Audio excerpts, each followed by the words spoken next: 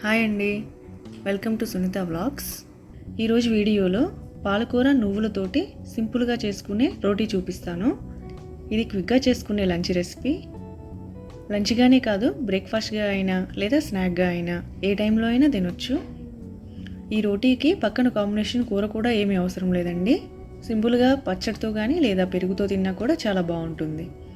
ఇప్పుడు ప్రాసెస్ చూద్దాము. ముందుగా పాలకూరని శుభ్రంగా కడిగి కాడలన్నీ కట్ చేసి ఓన్లీ ఆకుల వరకు ఇలాగా సన్నగా తరిగి తీసుకోవాలి. ఎంత సన్నగా కట్ చేసుకుంటే అంత బాగుంటుందండి పాలకూర రోటీల్లోనికి. ఇప్పుడు పిండి కలుపుకుందాము. దానికోసం మిక్సింగ్ బౌల్లో ఈ కప్పుతోటి 1.5 కప్పులు గోధుమ పిండి తీసుకున్నాను. దానిలోనికి రుచికి సరిపడా ఉప్పు, ముందుగా కట్ చేసి పెట్టుకున్న పాలకూర. ఇక్కడ నేను పాలకూర గుప్పిడంత వేస్తున్నాను, మీకు కావాలంటే కొంచెం ఎక్కువ వేసుకోవచ్చు. అలాగే 2 పచ్చిమిర్చి పేస్ట్ చేసి పెట్టుకున్నాను, అది కూడా వేస్తున్నాను. ఇక్కడ కారంకు బదులుగా నేను పచ్చిమిర్చి వేస్తున్నాను. అలాగే 1 టేబుల్ స్పూన్ నువ్వులు కూడా వేసుకొని అన్నీ బాగా కలుపుకోవాలి.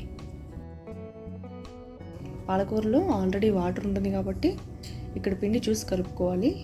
ఎక్కువ వాటర్ అయితే పట్టవు, కొంచెం కొంచెం వాటర్ వేసుకుంటూ చూసి కలుపుకోవాలి. ఇక్కడ నేను తీసుకున్న పిండికి 1.5 కప్పుకి నాకు 3/4 కప్పు వాటర్ సరిపోయినాయి. పిండి ఇలాగా చేతికి అంటుకోకుండా నాన్ స్టిక్కీగా ఉండాలి. ఒకవేళ మీకు చేతికి అంటుకుంటే స్టిక్కీగా అనిపిస్తే పిండి కొంచెం గోధుమ పిండి ఇప్పుడైనా యాడ్ చేసుకోవచ్చు. మీరు వాటర్ ఎక్కువ వేసుకుంటేనే పిండి స్టిక్కీగా వచ్చే ఛాన్స్ ఉంది. ఫైనల్గా పిండి ఇలాగా మనం కలుపుకున్న తర్వాత నాన్ స్టిక్కీగా సాఫ్ట్గా ఉండాలి. ఇలా రెడీ అయిన పిండిని బౌల్లో పెట్టి ఒక తడి క్లాత్ కవర్ చేసి అరగంట సేపు నాననిద్దాము. మీకు పిండి చక్కగా నాని రోటీలు మెత్తగా బాగా వస్తాయి. అరగంట తర్వాత పిండి ఇలా ఉంటుందండి, సాఫ్ట్గా బాగుంటుంది. ఇప్పుడు ఒకసారి కలుపుకొని కొంచెం పిండి తీసుకొని రోటీలా చేసుకుందాము. చేసుకునేటప్పుడు మీరు కొంచెం పొడి పిండి చల్లుకుంటూ చేసుకుంటే అంటుకోకుండా బాగా వస్తుంది. 2 వైపులకి తిప్పుకుంటూ ఇలాగ పిండిని చల్లుకుంటూ అంటుకోకుండా రౌండ్గా చేసుకోవాలి.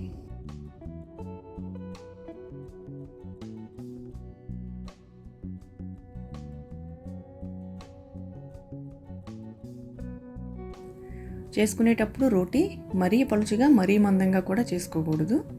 ఇలా ఈ థిక్నెస్ ఉంటే సరిపోతుంది. ఇలా తయారు చేసుకున్న రోటీలని పెనం మీద కాల్చుకుందామండి. పెనం బాగా హీట్ అయిన తర్వాతనే రోటీ కాల్చుకోవాలి. పెనం హీట్ అవ్వకుండా రోటీ వేస్తే మీకు గట్టిగా వస్తుంది. కొంచెం ఆయిల్ వేసుకోవాలి, నెయ్యి అయినా వేసుకోవచ్చండి, మీ ఇష్టము. కానీ ఆయిల్ కానీ నెయ్యి కానీ ఏదైనా వేస్తేనే మీకు డ్రైగా లేకుండా అనిపిస్తుంది, లేదంటే కొంచెం డ్రైగా అనిపిస్తుంది. నువ్వులలో కాల్షియం, ఐరన్ ఎక్కువగా ఉంటుంది కాబట్టి చాలా మంచిదండి హెల్త్కి. అలానే పాలకూర కూడా చాలా వైటమిన్స్, మినరల్స్ ఉంటాయి.